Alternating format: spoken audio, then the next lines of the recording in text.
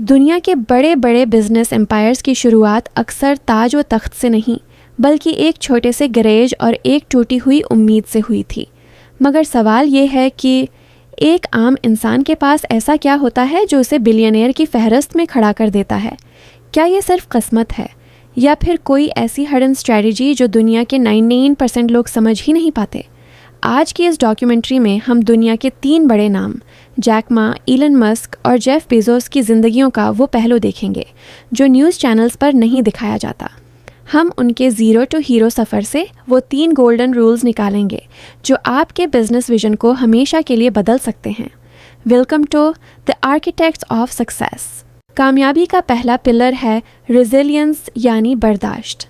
1990 की दहाई में चीन के एक छोटे से शहर हांगजो में एक शख्स था जिसने दुनिया को दिखाया कि फेलियर दरअसल सक्सेस की पहली सीढ़ी है। जेक मा की ज़िंदगी रिजेक्शंस का एक सिलसिला थी। 30 मुख्तलिफ जॉब से रिजेक्ट होने के बाद जब उन्होंने इंटरनेट का कॉन्सेप्ट चीन में इंट्रोड्यूस किया तो उनके दोस्तों ने उनका मजाक उड़ाया। लोग कहते थे कि इंटरनेट चीन में कभी नहीं चलेगा, लेकिन जेक मा ने एक बात कही थी, today is hard, tomorrow is verse, but the day after tomorrow is beautiful. उन्होंने प्रॉफिट से पहले ट्रस्ट बिल्ड किया। उनका विजन था कि छोटे बिजनेसेस को दुनिया से कैसे जोड़ा जाए। अली बाबा की शुरुआत सिर्फ $60,000 से हुई थी, लेकिन उनकी रेजिलियंस ने उसे $500 बिलियन की कंपनी बना दिया। लेसन, अगर आपका विजन बड़ा है तो फेलियर सिर्फ एक वक्ती रुकावट है। कामयाबी का दूसरा पिलर है एनालिटिकल विजन। 1974 में जेफ बेजोस ने एक सिंपल सा डेटा देखा। इंटरनेट की ग्रोथ 2300% सालाना की रफ्तार से बढ़ रही है। उन्होंने ये नहीं सोचा कि मैं क्या बेचना चाहता हूँ, बल्कि उन्होंने ये सोचा कि कस्टमर को किस चीज़ की आसानी चाहिए। अमेज़ॉन की शुरुआत बुक्स से हुई, लेकिन जेफ बेजोस का असली बिजनेस कस्टमर एक्सपीरियंस था। उन्होंने एवरीडे लो प्राइसेस और फास्ट डिलीवरी पर फोकस किया।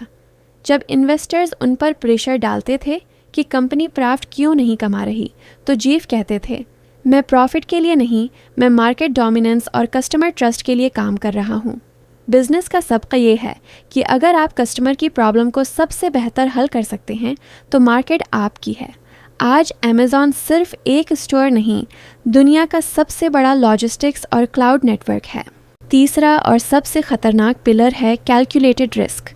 बहुत से लोग रिस्क लेते हैं, लेकिन एलन मस्क ने रिस्क को रीडिफाइन कर दिया। 2008 में जब उनकी दोनों कंपनियां टेस्ला और स्पेसएक्स दिवालिया होने के करीब थीं, उन्होंने अपनी ज़िंदगी की तमाम जमा पूंजी एक आखिरी कोशिश पर लगा दी। 3 नाकाम रॉकेट लॉन्चेस के बाद स्पेसएक्स के पास 4th लॉन्च का फंड नहीं था। अगर वो लॉन्च फेल हो जाती तो एलन मस्क का करियर ख़त्म हो जाता, लेकिन वो लॉन्च कामयाब हुई। एलन मस्क हमें सिखाते हैं कि जब कोई काम वाकई इम्पॉर्टेंट हो तो आप इसे करते हैं, चाहे हालात आपके खिलाफ क्यों ना हो। उनका रिस्क कैलकुलेटेड था, उनके साइंस और इंजीनियरिंग पर यकीन का नतीजा था। बिजनेस में अगर आप बड़ा टेस्ट देने को तैयार नहीं हैं तो आप बड़ी सक्सेस की उम्मीद नहीं रख सकते। तो सवाल ये है कि आप इन लेजेंड्स से क्या सीख सकते हैं? बिजनेस शुरू करने के लिए 3 चीज़ें लाजमी हैं। Number 1, identify the gap. दुनिया में क्या चीज़ टूटी हुई है, इसे ठीक करें। Number 2, resilience over profit. शुरुआत में पैसे से ज़्यादा अपने विजन और स्किल पर तवज्जो दें।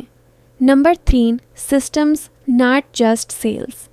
ऐसा सिस्टम बनाएं जो आपके बगैर भी ऑपरेट कर सके।